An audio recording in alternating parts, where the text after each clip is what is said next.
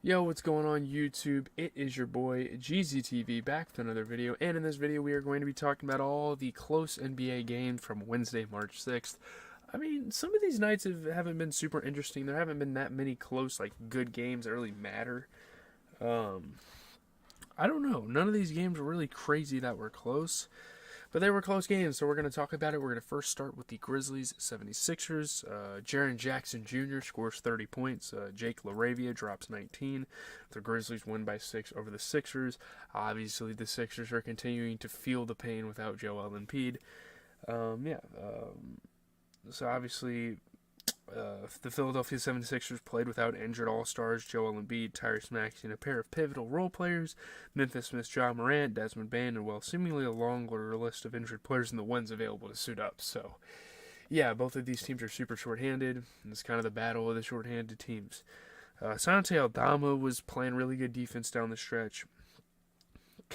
Dude, Kelly Oubre always has a fucking poster. He's so fun to watch sometimes. He's a joy, especially with no Tyrese Haliburton and all those guys out. Really gives him a chance to just have some fun out there, which is awesome. I think that's great.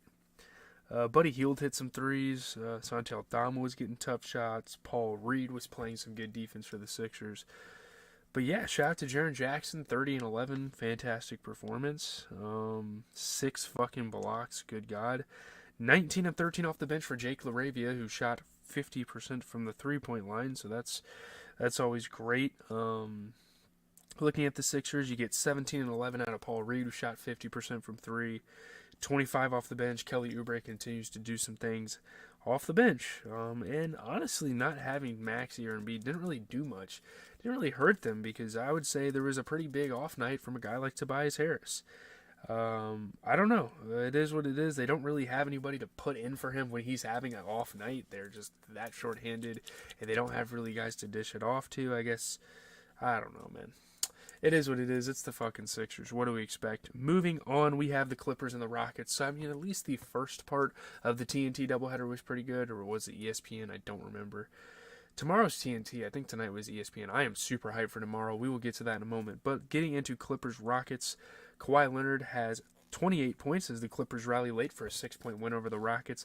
There have been some very scary wins, some very scary games for the Clippers. I feel like they've definitely struggled recently. But I don't know. Obviously, Kawhi Leonard, Paul George, and James Harden, that big three, scored at a high level tonight. They win. Kawhi not. I mean, huge shots after huge shot. Tough shots, making it over defense. That's just who Kawhi is as a player. I don't know. Just insane jumpers, insane shots. Obviously, Şengün was playing tough tonight, hitting some big shots. Jalen Green was hitting some tough shots. PG was hitting shots. It was a pretty offensive game. 21 points for Paul George. You get 28 for Kawhi. You get 21 for James Harden. So those three really banded together and had themselves a performance. Looking at the Rockets, 23, 14, and 19 for Alperen Şengün. Literally right after he put up 46 and 15.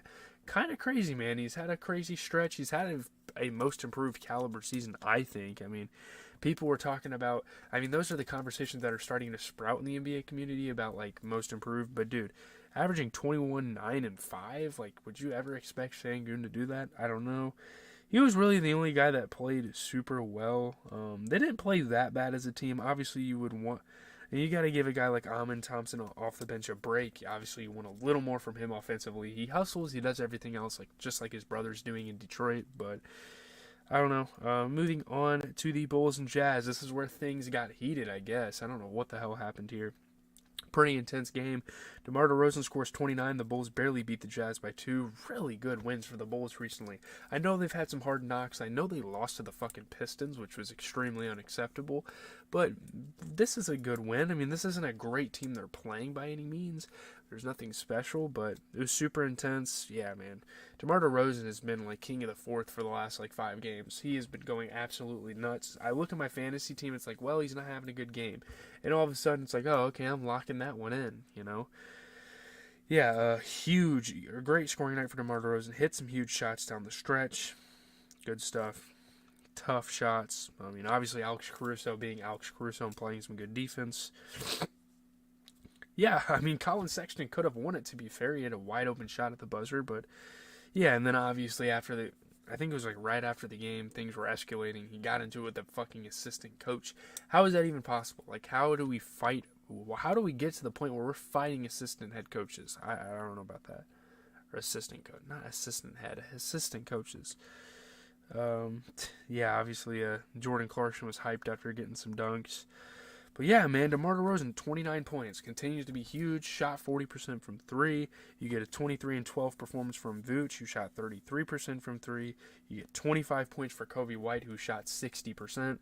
So yeah, just really good performances. The Bulls are playing money. Okay. Derpy Entertainment, he's actually been around here a couple times. It's nice to see you here. But Kobe White and all of them, man, the Bulls have looked quite impressive. Looking at the other side, John Collins had 25 and 13, shot 55%. You get 15 and 12 from Bryce Sensabaugh, who they've been playing a lot more recently. He shot 50% from three. You get a 24-point performance for Colin Sexton. Lucas Amanek. Oh, yeah, sorry. Answering your title. Yeah, I got you. I don't know. But not having Lauri Markkanen definitely hurt them. Lucas Amanek was out there playing. I don't know. It is what it is. You can't win them all. What is there to say? Anyway, last game of the night is Thunder Trailblazers. And then we can call it a night. We can talk about some of the games tomorrow. There's some pretty exciting games on.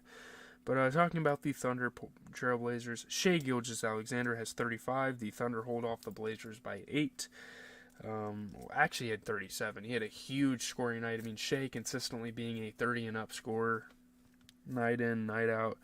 The Trailblazers were trying to come back and kind of win the game, but they failed to do so, obviously. So there's that. Chet Holmgren was hitting shots. Gordon Hayward was hitting shots. It's nice to see him kind of get involved in the rotation. Gordon Hayward playing on both sides of the ball, too. Playing some good defense. Shai, obviously, hitting tough shots as usual. And Chet Holmgren was out there facilitating a little bit as a big man, which is great. Really good game for the Thunder. I know they shouldn't have had to do this to beat a team. Yeah, that's tough. The Cavs have had a tough outing recently. They're pretty streaky this season, so... Yeah, I mean, you're a Cavs fan. We have another guy that watches us named Chippy who's a Heat fan, so it's kind of cool to get everyone's favorite teams. But looking at the Thunder, 21 and 14 for Chet. He shot 67%. You get 31 for J-Dub. He shot 80% from 3. 37 points for Shai. I mean, the big three was strong tonight. Obviously, looking at the Blazers, you get 20 points from Jeremy Grant, shot 67% from 3. You get 29 for Anthony Simons, who shot 50% from 3. Those guys did their jobs, but obviously they just have some absolute nobodies coming off the bench. They have no depth on this team, so that's a huge problem.